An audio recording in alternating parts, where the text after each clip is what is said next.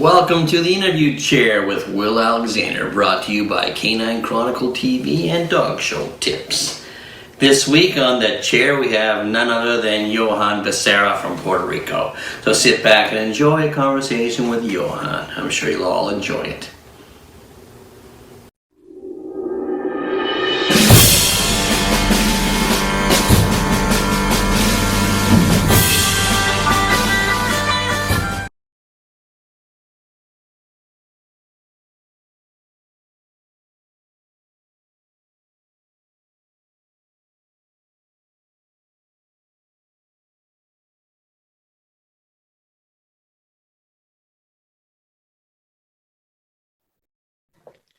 Hi everybody, we are here today with none other than Johan Becerra from Puerto Rico, all-breed judge and basset breeder as well as Norwich Terriers. How are you, Johan?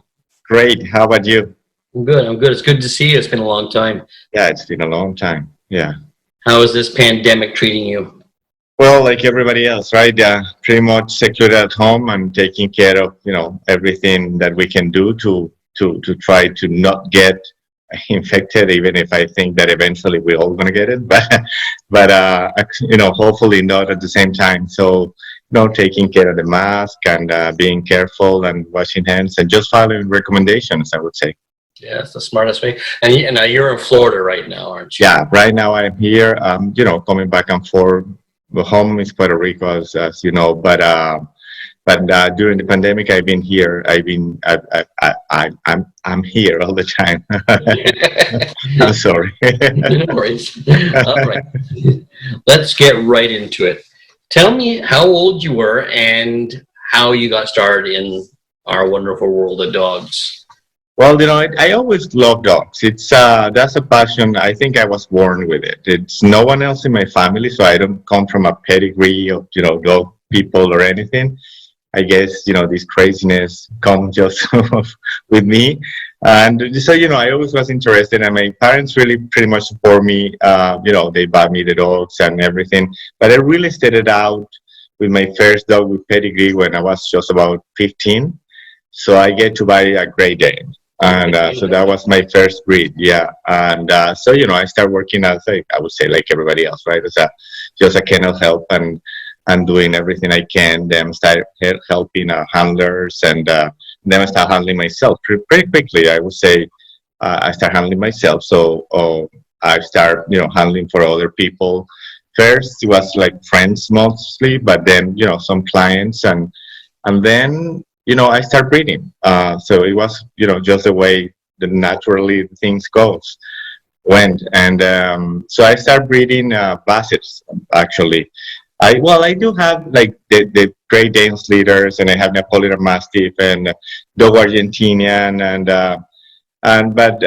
Rottweilers, but really my love for the breeds I was showing was Basset. So then I started breeding Bassets, and when I started actively breeding, I kind of stopped showing for friends and just start showing for myself. And, how old were you then?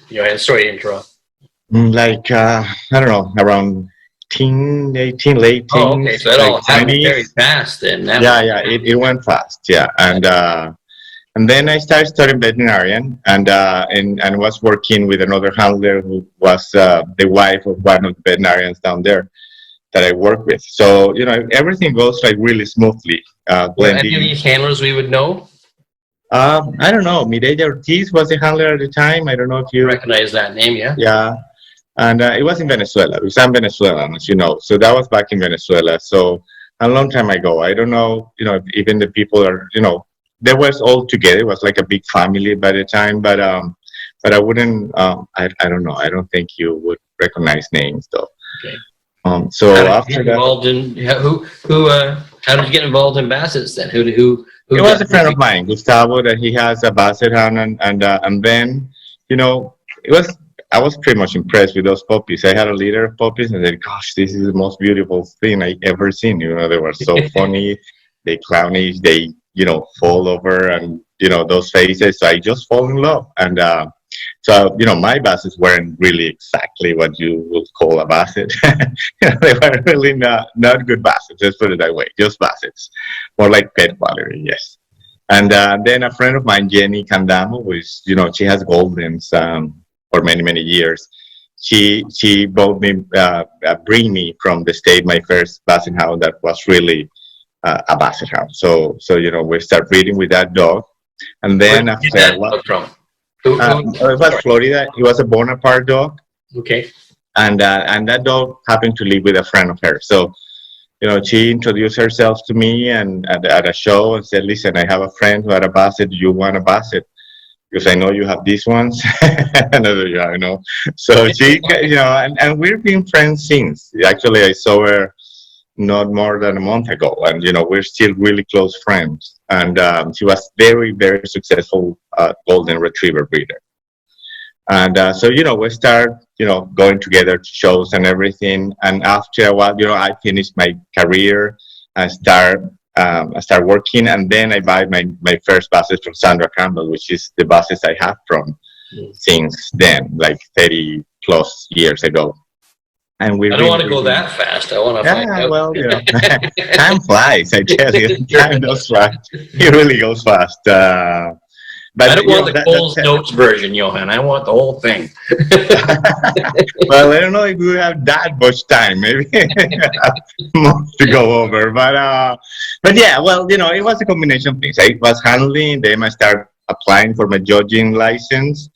At the time in Venezuela, requirements change, right? So, but at that time, you need to have like certain things. I don't remember all, but you need to work for be like I would say that is like a secretary of a show and work in the ring, and then have like 20 plus years of breeding or actively showing dogs. So there were like a few requirements you have to meet. So how old were you when you first started applying then? I was what was it, like maybe 98, I would say. 90. You were 98 years old? No, that was in 1998, 1996. I don't know how old was. I'm 54 now, so you just go back. I don't know. But in my 20s, I would say my 20s, early 30s, maybe. I'm really bad with dates. Me That's too. my fault. I'm really, My dates are dog shows. Huh? Yeah. So, but I would say yes. I would say like late 20s, early 30s when I was, starting applying for my license, and it was pretty quick. It wasn't like like really hard to get. You just need. We don't have all the breeds in Venezuela. We just have few, and then you pretty much apply per groups, at the time, and then you needed to do like a national dog shows 2 or 3 years. All the groups, and then whenever someone international invite you, then you apply for being a national judge, and then you can do CACIPs and things like that. Yeah. So it didn't take like a really long time or anything. It was pretty quick, I would say. Years, but I can't really tell you how. My fault. I shouldn't be prepared, but. Did you start with hounds then? Well, pretty much you pick, we have the 7 groups at the time, even if it was FCI. And then you just pick, a couple groups and start doing it, because I handle, other breeds as well. So I would say, yeah, but not just one group at a time, but like multiple groups. So I don't remember the order. I'm sorry, Will. I really should. But I would guess that hounds was definitely first. But hounds were together like the group 3, 2, 6, 4, and 9. All the hound and 10, all the hound groups that are pretty much 3. They were together at the time. So we call them like herd hounds. There was like a sporting. There was like feather hound group, and then the hare hound group, which was the hound. Something like that. It was a pretty plain translation of what it was. So when did you ever show dogs in America at all before you became a judge? No, actually, no. So your first time in America was probably judging then. So. Well, Not really, because I did show dogs to Puerto Rico. Even I was Yeah. living in Venezuela, Yes. but that was more FCI shows. So yes, I would say that you're right. You're right. I never show dogs here in the U.S. No, you're right. You're right. I started really actively showing dogs here, and I was already an Albrecht judge. So yeah, Yeah. yeah. When was your first assignment in America? In America, was Puerto Or even Rico outside? actually. Pardon me? It was in Puerto Rico. Okay. Yeah. Puerto Rico does those AKC shows, so it was in Puerto Rico. The local club invited me to do their show, so that was my first time. That was 2003, I Wow. think. I think that's what it was, and I was living in Puerto Rico already when they invited me to. I moved to Puerto Rico in 2002. Yeah, 2002, and then they invited me the very next year or so. So then I started there, and then I think it was Miami shows or something like that. Mhm. And but after that, we can do just eight calendar, 8 dog shows days per year. So Yeah, just pretty like much that's Canadian. what's been happening. Yeah, like Canadians. Yeah, Yeah. exactly. So yeah, so that was my first shows, and I would say that Canada was pretty much up there too, like 2004, 2003, or something like that. Yeah. Seems like I've known you longer than that. Yeah, each other. Well, I'm bad with time, so yeah, I had the same feeling.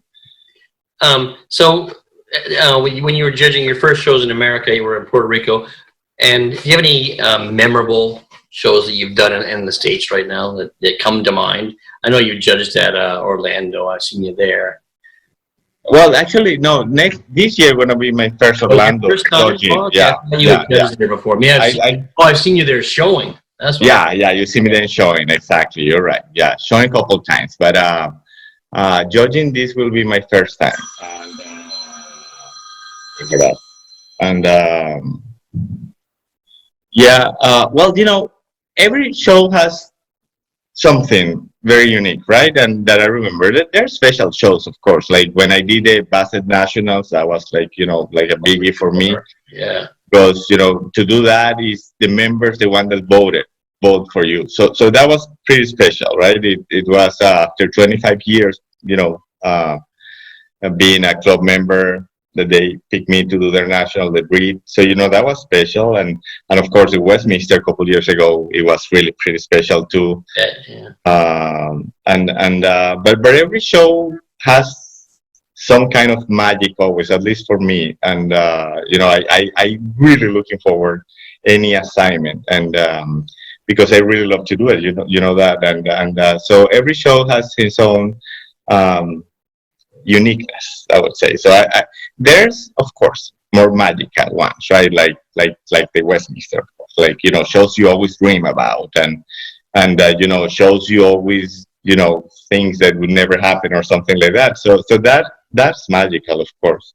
But even if it's a small show, just the what I feel when I find a dog that I really really love, it's enough for me to make it want me to do it again and again. And so that's kind of, it's really hard to say like a show that, because every time I would say I have a really pretty wonderful memory of.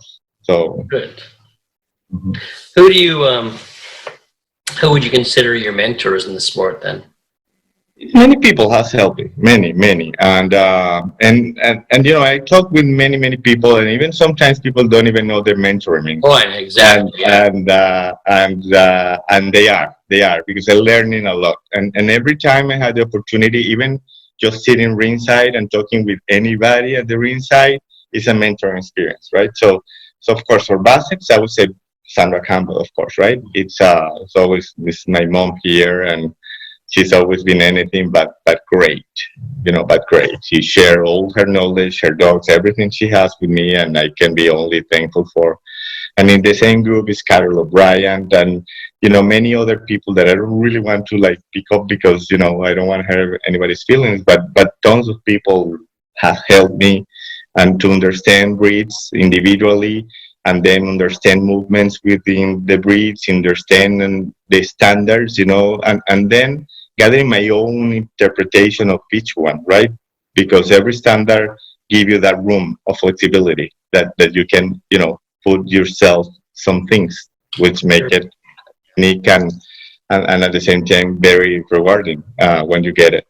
So yeah, I can name a million people, even you know that. I ask you a couple times at the shows when they're finished, about a breed and another one. And and that helps me. And that helps me growing and understanding. Well, I think we all do that in this sport. I think we're always a student in this sport. We're always learning something. So, do you can you tell me something about your dogs? I've only seen pictures. I've only seen the one I saw last year in Florida, I guess. Let me know some of your favorite dogs that you've owned or bred. I know you also have the Norwich, so. Yeah, I do have Norwiches, and Norwiches is more like a new experience. It's been less than 10 years with the Norwiches, and and I go with that. I have Kathy Mines, and she has the Goldens and the Norwiches.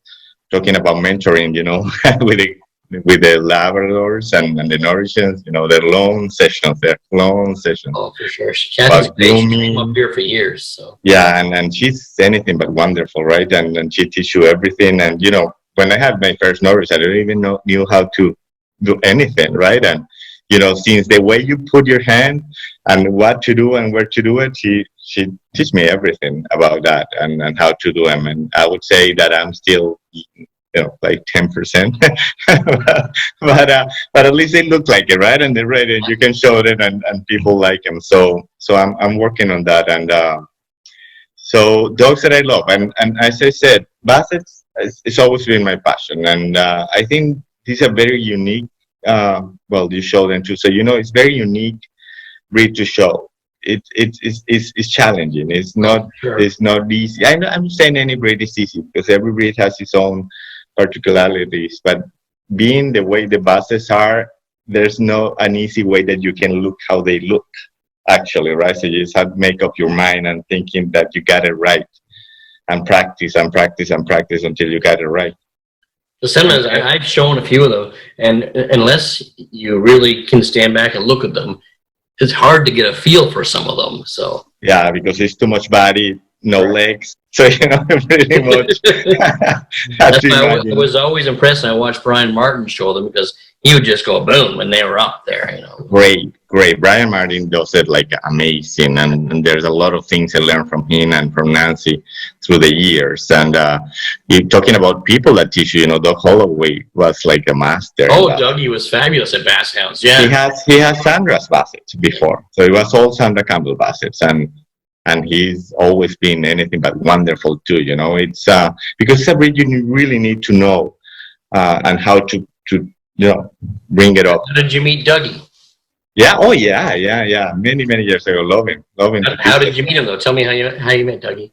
Because he was, he used to show Sandra's dogs. Yeah.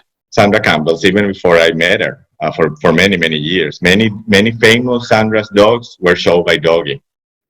And so I always admired him. It was like these guys. I was the same way with Dougie. Yeah. So, when you finally get to meet him, it was like, how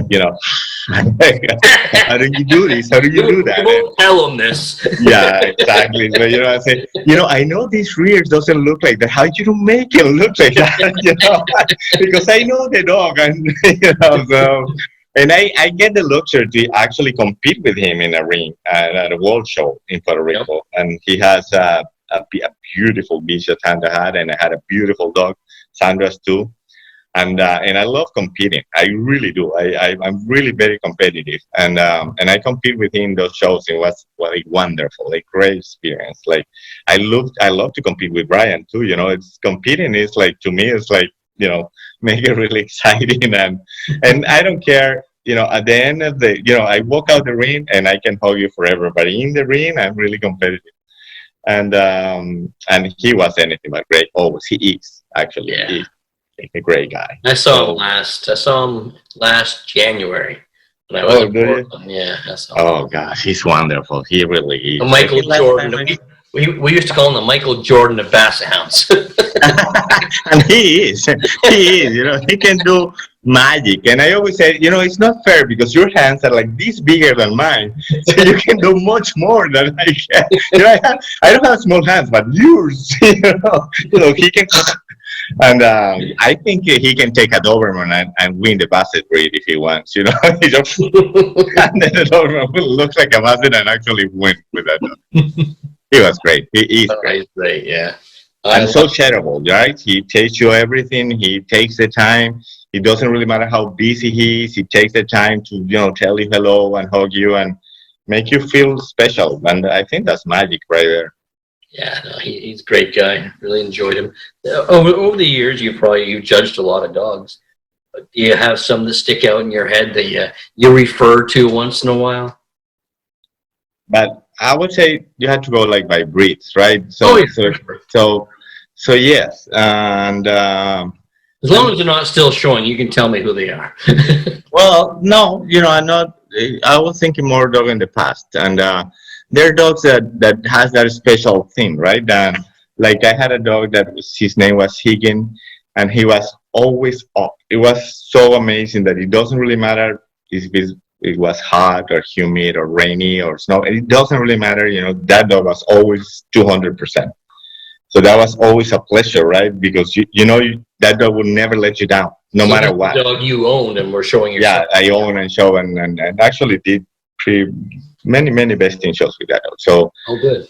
the dog was special and dogs that I judge, there are many to say, but those dogs that you sometimes you kind of being lucky and then you discover them kind of thing, Yeah. right? Like because sometimes you gave a best in show or something or a big win in the breed level.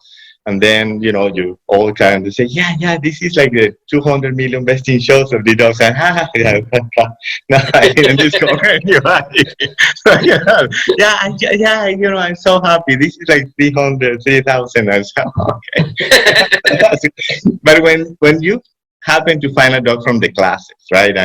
Or just a young dog and then you put it up and then you follow, sometimes you don't even follow, but sometimes you get the luxury of following and do see tons of winning on that dog, then the interpretation of the standard I did was pretty accurate evidently, so that's always regarded. Yeah. But are there certain dogs? Like I know when I'm thinking of certain breeds, I have certain dogs that pop into my head that I don't know if I refer to, but it's almost like a mind's eye. Like it's so if I like Irish setters, I have certain dogs in my head that I refer to when I look at Irish setters. I want to. Yeah, of course, you're not going to find that exact dog. Sometimes you find better things on certain dogs, but I just wondering if you have that library in your head that you refer to.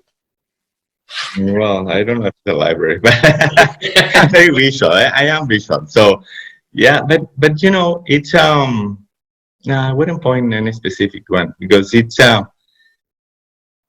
as I said, it happened every time. It's like I don't know how to really describe it. It's like a feeling. It's something that it doesn't really matter if you have to go through 3,000. If you find one, then you have the energy to go through 3,000 again because it's kind of give you the shield, right? It's Oh yeah, it's exciting. so some dogs is like, oh my god, it's like it's unreal. It's that. It's so you think it's um let's see, let's think about in the past, because of course the new ones you had it, in your mind.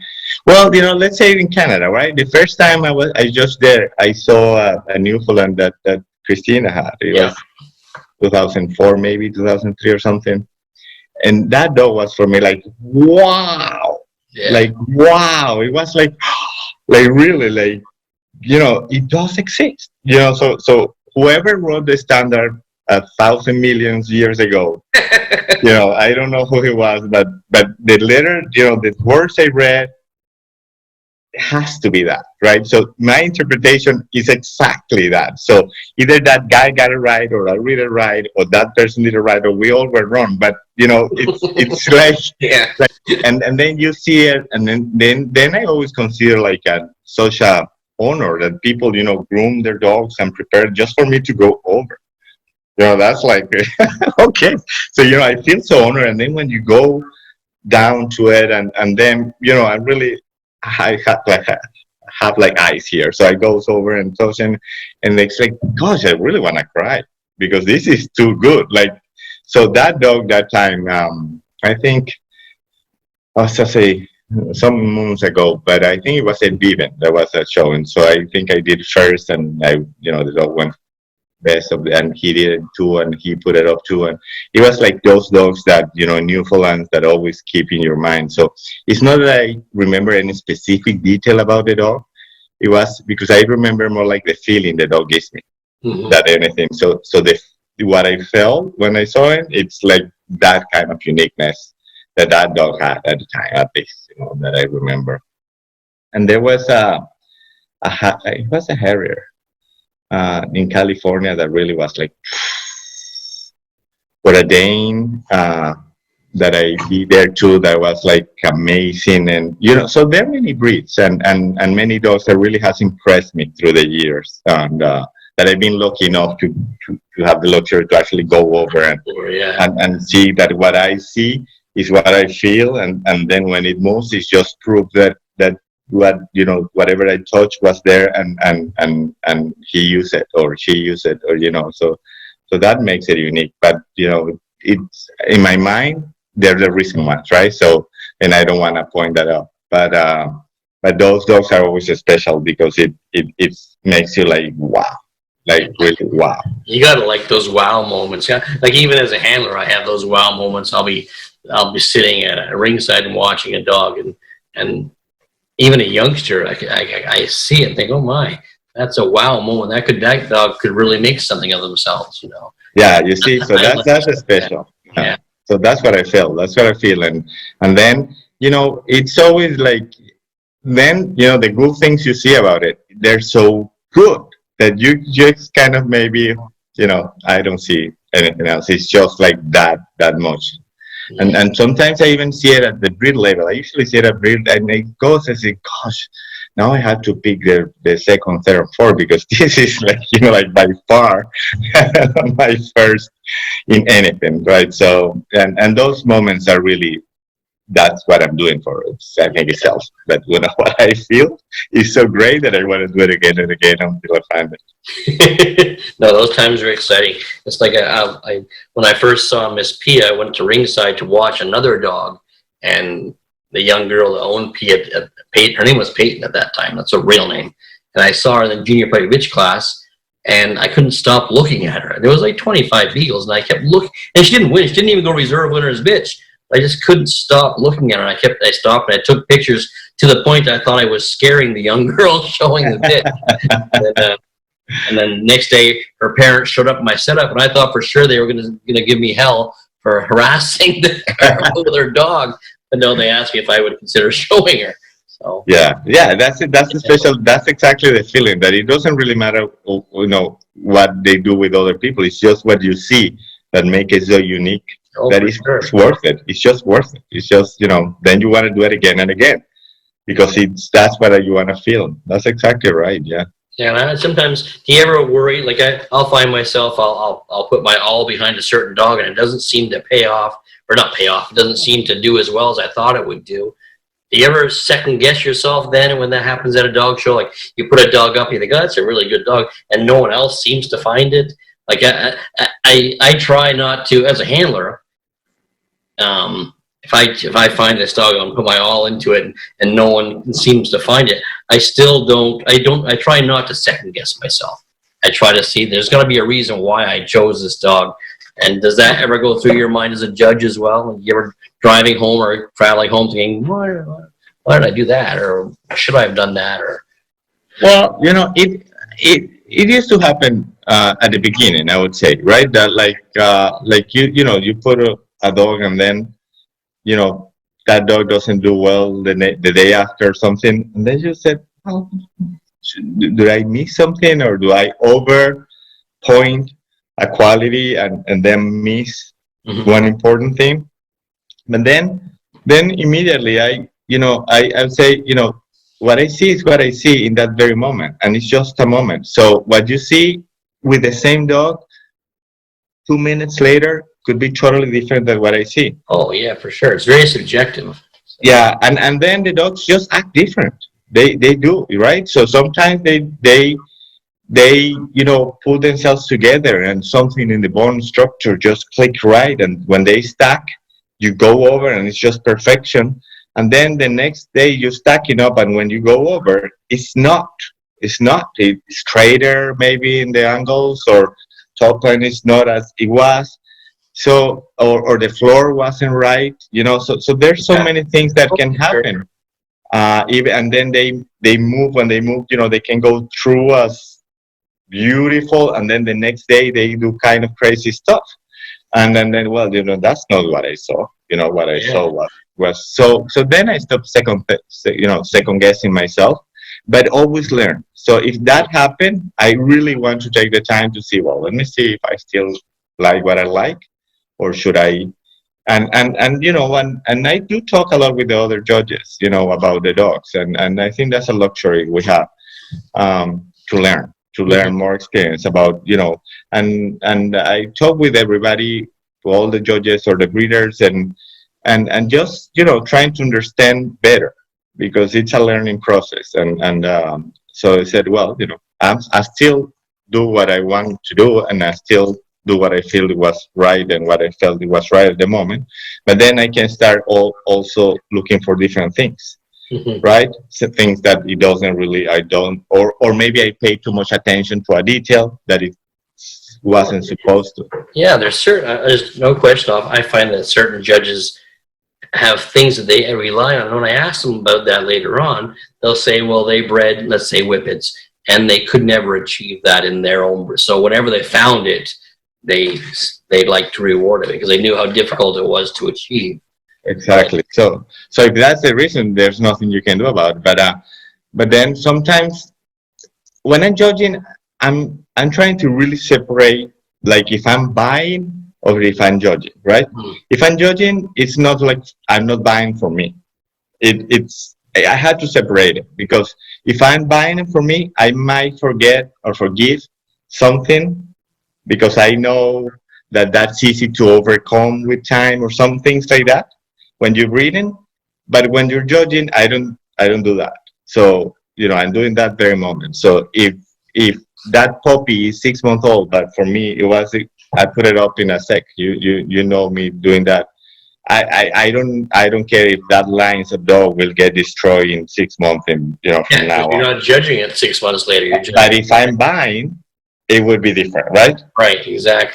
So I'm always try to do like I'm judging, and judging is different. So when I'm judging even Basset House, I don't go with what I read. I go with what my interpretation of the standard is, and how that dog fit in that very moment. Because if not, I would go with my type, or things that is not fair. Because even if I know I breed the most beautiful type, that I do. Never. But that wouldn't be fair with other breeders. That there's just a different interpretation. But that's nothing wrong with it. It's just different. But but still, follows the standard. So I wouldn't be fair, because I would do, of course, prettier, but not necessarily right. So that's the difference between when I'm judging or buying or looking for something to breed. It's totally different, and the dogs can be like in the opposite side of the spectrum because of that. Yeah, because you're looking for virtues of your breed, so obviously that's how you're gonna go. Yeah, exactly. I'm the same way. Sometimes I would get caught up and actually would choose too pretty a dog and not think about the rest of it. They go, well, look how beautiful it stands there. But, exactly. It happened. It just happened. Yeah. Oh, for sure. We all learn. It's all subjective. It's like canine figure skating. So it's exactly right. Yeah, it's a good way to put it. Yeah. So, anything? You have any youngsters coming up that you're excited about? Well, now with the pandemic, we haven't been showing a lot. But I do have a couple. There are two really pretty 7-8 month old puppy bitches that I like. But with Bassets, you never know up until they're like a year and a half. Because they can go like perfect, and at 11 months, just go. So I try not to get excited up until they're really old enough. But other than that, we have puppies now that they're 5 weeks old, 6 weeks old. and they're too little to know. And I try not to, some people you hear like, oh, I like him since he was born. Well, with Bassett, it's really tough. It's normally not the bigger one, not the smaller one, more like the medium ones are the one that really has it. And then, you have to go by the day up until they finish maturing because everything can change. And you have to kind of hit everything you want to hit in the process. And we're really strict. We're really strict. We don't keep like, some people keep things, well, I keep that for blood. I'm not saying it's right or wrong. I'm just saying that I don't do it. Either it's beautiful to show and to breed, or maybe someone can do a beautiful show career and breeder. But if we're gonna keep her or keep him, it's because it's beautiful to show, because it has the genetics to back him or back her, and then we breed. Because they're big dogs, so we can't keep like like 20 or 40. We have to keep the ones we like. So these puppies that I have that actually are some Topfield dogs from Claudia Orlandi gave us a really pretty bitch that I finished, and we bred her with one of our dogs. And those puppies, those two puppy bitches, we just kept those two bitches, and but it's too soon. It's 7 months, so you don't know. So far, they're promising. So do you have them there with you in Florida right now then? No, they're in South Carolina with Sandra. Oh, okay. Yeah, because it's it's here. It's more like I don't have the space to really here. And I used to have it in Puerto Rico, but after a hurricane, everything has been moving. I think I move a lot. I think you don't know anybody that moves more than me. I came in a new house the next day. I'm ready. I have like 2 boxes.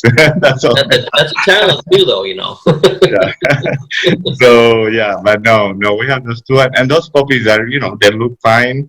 They're out of a beach that I really like. That actually is funny because she's, we've been doing winners beach and best of winner at the Bassett Nationals, like with the grandmother, the mother, and the daughter, and now we have puppies out of her. Wow. So we want to see if we, got something excited out of her, because it will be the 4th time we make it, right? So that's exciting, but they're just 6 weeks, so you never know. Have you ever had any either showing or judging? Any funny experiences that stand out in your head? Oh yeah, one that is really, like, for me was hilarious. It was actually Brian Martin. Oh yeah. That he did. I was doing a specialty in Louisiana, and they had, I don't know how many champions, but it was a pretty good class. It was, I would say, 20, 16 in the best of breed line, and he has the first dog in line, and he always for years complained that I never put enough. I always put Nancy up, but I never put enough. And he always show under me and say, that's, right, I do the dog. Said, no, you always put Nancy up and never me. It doesn't really matter what she has. You put it up. Yeah, right. And you never put me up. I said, oh gosh, stop it, right? So, but anyway, so he had that dog, the first dog in line, a black dog at the time, black-headed dog. And, he entered the dog and right around and did the first one on the round, and he was the first one. And he has this hand with fake nails, red fake nails like Nancy's. She has like big nails. Yes. And he has like these big red fake nails on, hairy hands that he has. It was gross. And I said, are you gonna put me up now? Like, this is the more closer I can get to Nancy's. I actually start crying because I said, okay, I want to laugh out, right? Because he didn't win anyway, but it was the best moment I had ever. Like, people outside were mortified. I said, what's Brian tell Johan? Because I couldn't judge the dog. I couldn't get over the hand with that black with the long nails. I had a picture. I will show you next time I see it. It was the best moment I remember because it was I had to go to the, to my table and just sit and say, okay, come. It was too much. It really was too much. Did you put Nancy up? Yeah. No, actually, first time he did sweepstakes at the national, he did put me on. No. He gave me best in sweeps and best opposite in sweeps. He gave me both. And then he said, you see, I do put you. I was like, oh my God. After 30 years, I don't know how many years, you're never going to let it go. You're not even showing anymore. So, no, you never say, oh God, it's never about the dogs. I mean, about the people, it's always about the dogs. So, anyways, but that was hilarious, I think. That's good. What advice would you give judges if they came to you, like up and coming judges, and they were asking you about getting into judging? What kind of advice could you give them? I would say, always study like a lot, like crazy, like, every day if you can, just couple minutes, read a standard and try to visualize it and see pictures. I'm really visual, so seeing pictures helps me a lot, or videos, and talk with a lot of people. Don't get just one advice on any breed, because it might be a little biased sometimes, I found. So, sometimes they go, oh, this is the best dog I ever had. Look at that head. And that's the most important things in that breed, right? Okay. So then 2 years after, they had a dog with a beautiful body, but not such a beautiful head. And then, well, you don't move with the head. This is a breed that's supposed to be, and this is the best dog I ever had. Okay. So 2 years later, well, so, just, some people guess. I don't think they mean it. Yeah. I think it's just get excited for it. They probably believe it at the moment.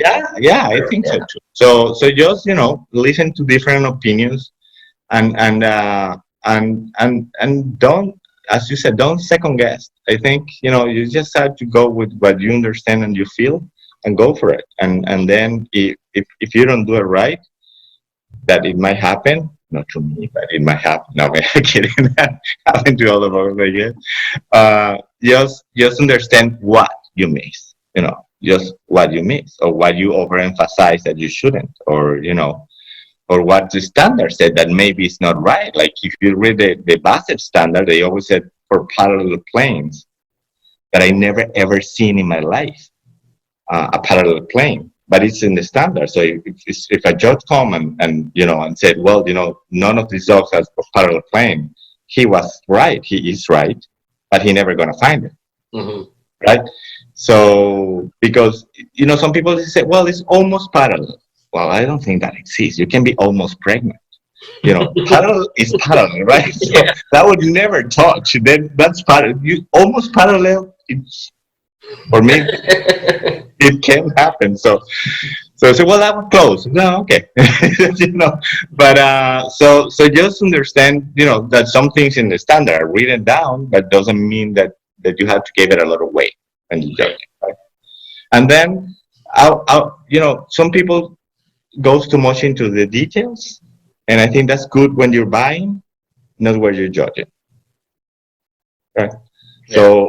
So when you're judging, it has to be more about the overall, and it has to be because no one is perfect, and then that would, and I wouldn't say an advice because I'm way too young to give advices to anybody, but that's the way. And then enjoy it, and do it only if you enjoy it. If you don't enjoy it, or if you have problems with what people think about you or things like that, you just don't do it, because everybody will be judging you. You're judging dogs, everybody will be judging you, no matter what. Yeah. And if I put Will up, it's because it's Will. If I didn't pull you up, it's because it's Will.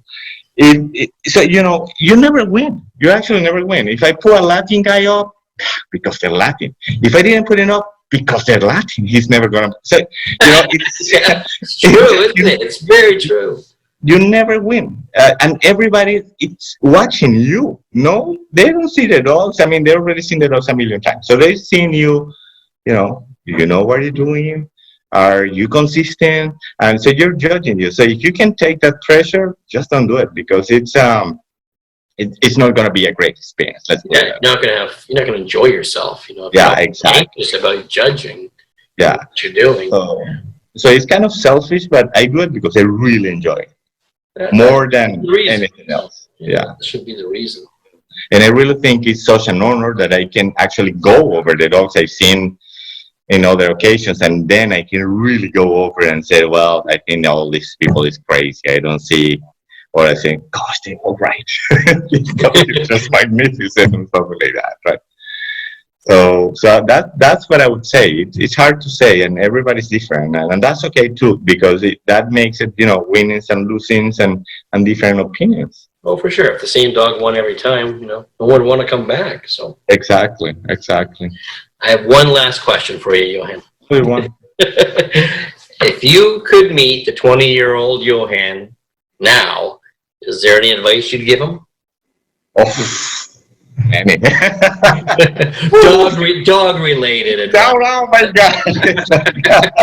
Like, oh no! This is like another full hour of. We'll have a different show for that one. Yeah. That's too wide. That would be too much. I would say that the only thing I would say to myself, like 30 plus years ago, is like not everything is black and white.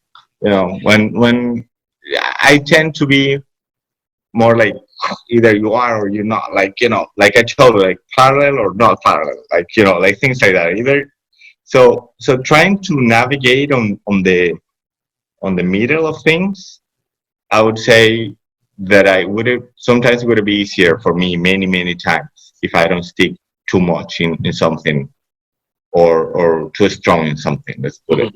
So yeah, I would say that. Not everything is black and white, and that I was always.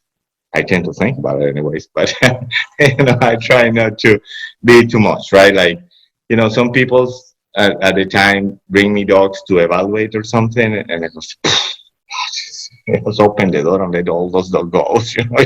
This is hopeless. You're never gonna get it right. And now I understand that everything has its own beauty, and everything deserves a different appreciation, and everything has virtues, and all the dogs has virtues to look at it. So it's not like like this black and white thing that I tend to be. Yeah, that's good advice. So, well, thank you so much, Joanna. It was great to see you, and I. Great to see you too. I'm looking forward to see you in Orlando. Well, I hope so. I hope.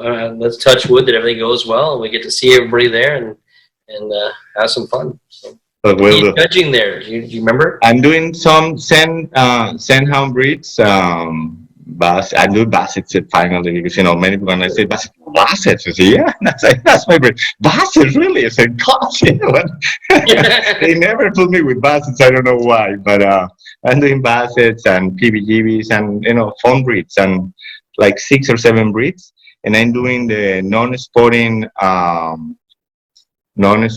owner handler group. And I'm doing the miscellaneous group. Oh, okay, good.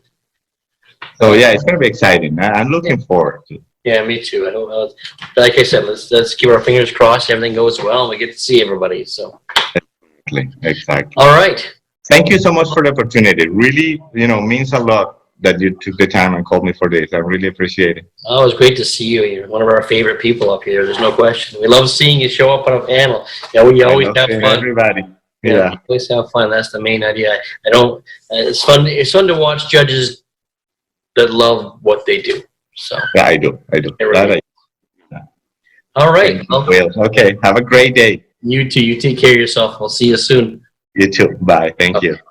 Well, thank you, Johan. That was a wonderful interview. It was good to see you. You look great as always. Everybody else, thanks for tuning in, and if you need to get a hold of me, you can get a hold of me at dogshowtips@gmail.com. Don't forget to press the like, share, and subscribe button for all you YouTube watchers, and if you just want to find out what's happening in Will's world, go to willalexander.net.